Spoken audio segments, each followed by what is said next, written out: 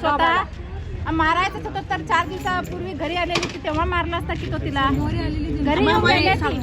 त्याला मारायचंच असतं, त्याच्या घरी जाऊन का मारला असता? कुठं पण जाऊन मारला असता का नाही? आलेली तेव्हा त्याच्या घरी का मारला असता तो जाऊन? ती 4 दिवसापूर्वी आमच्या घरी आलेली, सगळ्यांना भेटून बोलून गेले, लग्न करून घेऊन सांगून गेले. 4 माणसं घ्या आणि ठरवायला या. मी लग्न करून घेतो तयार झालेली पोरगी तयार झाली. म्हणजे काय काम केली त्यांनी? विरोध कुणाचा नव्हता? विरोध होता, ती कुणाचा विरोध नव्हता. त्यांनी सांगितलं की देतो, 4 माणसं मागणी घालायला येवा.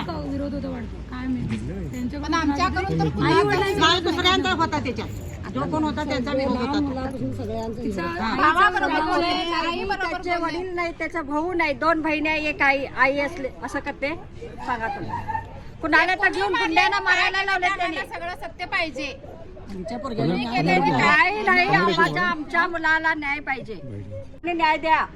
कालच्या दिनं तोंडामध्ये पाणी घेतलं नाही की अशी ओरड सोडली नाही तिनं.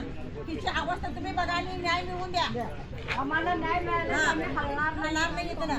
आमच्या मुलांना मुद्दाम त्यांनी बदनाम केले की बदनामीचं आम्हाला हे द्या, प्रूफ द्या. का बदनाम केले, कसं केले ते पैसे आम्हाला पहिला त्यांनी बदनाम केलेलं.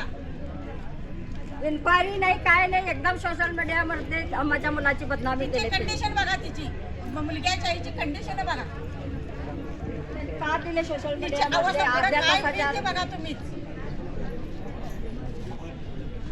आईचा काळीज आहे, आईचा आत्मा आहे. त्या लेकासाठी तिने काय केलेलं ते आईला माहिती आहे.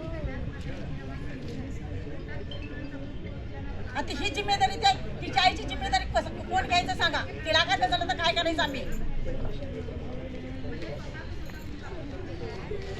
तुम्हीच बघा आता, आम्हाला आमच्या पोरग्याला न्याय द्यायला पाहिजे बघा.